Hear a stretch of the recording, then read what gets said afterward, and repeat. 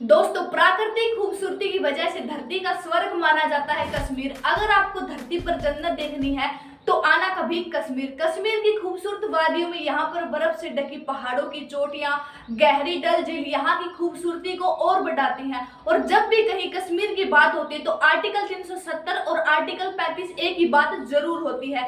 साथ ही कश्मीर के महाराजा हरि सिंह का भी नाम जरूर आता है। कश्मीर का इतिहास पुराने समय से गौरवशाली रहा है। आज के इस वीडियो में हम राजा हरि सिंह और कश्मीर के इतिहास की बात करेंगे। वीडियो अच्छी लगे तो वीडियो को लाइक, शेयर और चैनल को सब्सक्राइब जरूर करना। जम्मू कश्मीर, जिसे हम भारत का ताज कहते हैं, आजादी के बाद यह भारत का हिस्सा बना। इन सब का जिम्मेदार वहां का अंतिम राजा राजा हरि सिंह को माना जाता है। इन्होंने 26 अक्टूबर 1947 को एक ऐतिहासिक फैसला लिया। इसके बाद कश्मीर का विलय भारत में हुआ। भारत में पाकिस्तान के विभाजन के बाद जम्मू कश्मीर दोनों देशों के बीच दुश्मनी की वजह भी रहा। जम्मू कश्मीर को लेकर आज भी इन दोनों देशों के बीच विवाद है। जम्मू भारत के इतिहास में एक ऐसी रियासत थी जहां की जनता तो मुस्लिम थी, लेकिन वहां का राजा हिंदू था। अब हम बात करते हैं राजा हरि सिंह के वंशज की। राजा हरि सिंह डोगरा वंश के थे। इस वंश के पहले राजा गुलाब सिंह थे और इन्हीं के पोते थे राजा हरि सिंह। 21 सितंबर 1895 को राजा हरि सिंह का जन्म हुआ जम्मू के अमर पैलेस में। इनके पिता महाराजा अमर सिंह थे। हरि सिंह ने 23 सितंबर 1925 को कश्मीर रियासत की बागडोर संभाली। राजा हरि सिंह कश्मीर का महान राजा माना जाता है। वरिष्ठ कांग्रेस नेता करण सिंह राजा हरि सिंह के ही बेटे हैं। 13 की उम्र में हरि सिंह अजमेर के मेयो कॉलेज में पढ़ने के लिए चले गए और अगले ही साल उनके पिता राजा अमर सिंह की मौत हो गई। उनके पिता की मृत्यु के बाद हरि सिंह का चाचा प्रताप सिंह को कश्मीर रियासत का राजा बनाया गया।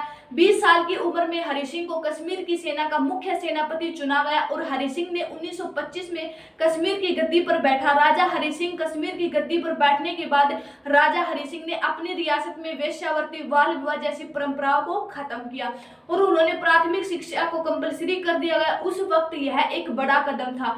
हरि सिंह ने दलित हिंदू लोगों के लिए हिंदू मंदिरों में दरवाजे खुलवाए गए। राजा हरि सिंह ने अपने शासनकाल में जाति प्रथा, वेश्यावृत्ति जैसी प्रथाओं को खत्म तथा कई समाज सुधारक कार्य भी किए। हरि सिंह मुस्लिम लीग व सांप्रदायिक सोच के खिलाफ थे। दूसरे वर्ल्ड वॉर 1944 से 1946 तक शाही युद्ध के मंत्रिमंडल के सदस्य भी रहे। 26 अक्टूबर 1947 को राजा हरि सिंह ने जम्मू कश्मीर भारत का विलय संवैधानिक विलय पत्र पर हस्ताक्षर करके किया, जिस विलय पत्र से ही बाकी रियासतों का विलय भारत में हुआ। उस वक्त हरि सिंह ने विलय पत्र में लिखा था कि मेरे इस विलय पत्र की शर्तों में भारतीय अधिनियम 1947 के किसी भी संशोधन के जरिए बदलाव नहीं किया जाएगा जब तक यह बदलाव के लिए मैं खुद तैयार न हो जाऊं। अब पाकिस्तान की सोच क्या है जानते हैं। पाकिस्तान कश्मीर के बारे में हमेशा से ही सोचता था। पाकिस्तान चाहता था कि जम्मू कश्मीर भारत का हिस्सा कभी ना बने बल्कि पाकिस्तान का हिस्सा बन जाए। इसके लिए पाकिस्तान ने काफी प्रयास भी किए, लेकिन राजा हरि सिंह ने पाकिस्तान में जाने को तैयार नहीं थे। इस बात से नाराज होकर पाकिस्तान ने 22 अक्टूबर 1947 को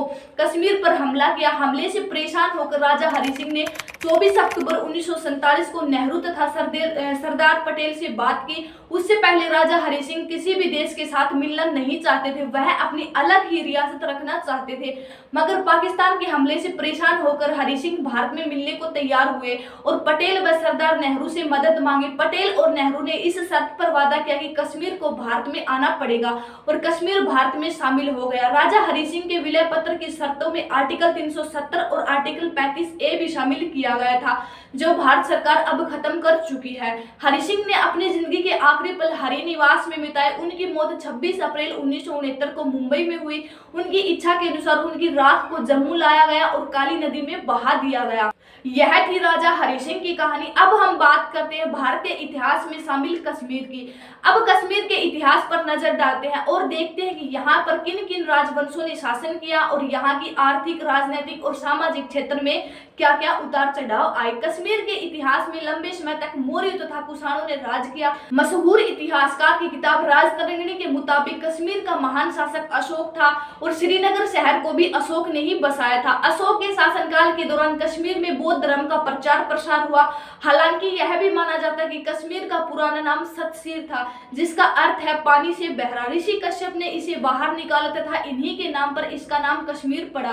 कश्मीर के राजा कनिष्क के टाइम पर कश्मीर में 4th बौद्ध संगीति हुई। इसके बाद कुछ समय तक मिहिरपुर वंश का शासन रहा। इसके बाद कश्मीर में शैव दर्शन का विकास हुआ। धीरे धीरे कश्मीर में बौद्ध धर्म कमजोर पड़ने लगा और यहाँ पर हिंदू धर्म का प्रचार हुआ। यह संस्कृत के पंडितों का केंद्र बन गया। 7वीं सदी के दुर्लभ वर्धन ने कश्मीर पर शासन किया। कलहण की किताब राजतरंगिणी के मुताबिक इस वंश का सबसे ताकतवर राजा ललित आदित्य था, जिसने तिब्बतियों और अरबियों पर जीत हासिल की थी। उसके बाद कश्मीर पर लोहार वंश ने शासन किया। 12वीं सदी तक हिंदुओं का शासन रहा। 1339 में कश्मीर में मुसलमानों का शासन हुआ।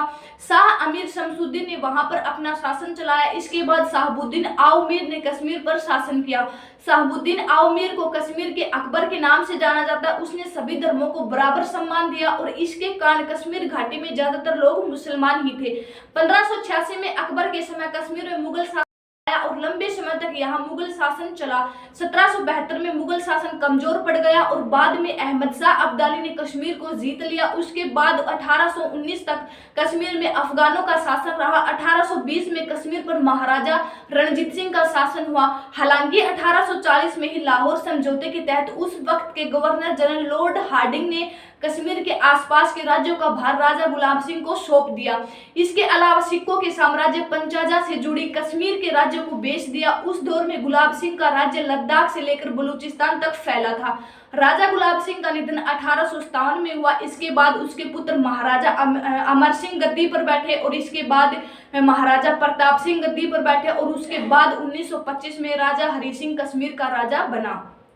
इस तरह आजादी के वक्त कश्मीर पर डोगरा वंश का शासन था। 26 अक्टूबर 1947 को भारत में कश्मीर को मिला दिया गया। तो दोस्तों यह था जम्मू कश्मीर का इतिहास कि कैसे कश्मीर भारत में मिला। तो ऐसे ही इंपॉर्टेंट और इंटरेस्टिंग फैक्ट हम आपके लिए लेकर आते रहेंगे, इसलिए हमारे YouTube channel extra education fact को सब्सक्राइब कर लेना।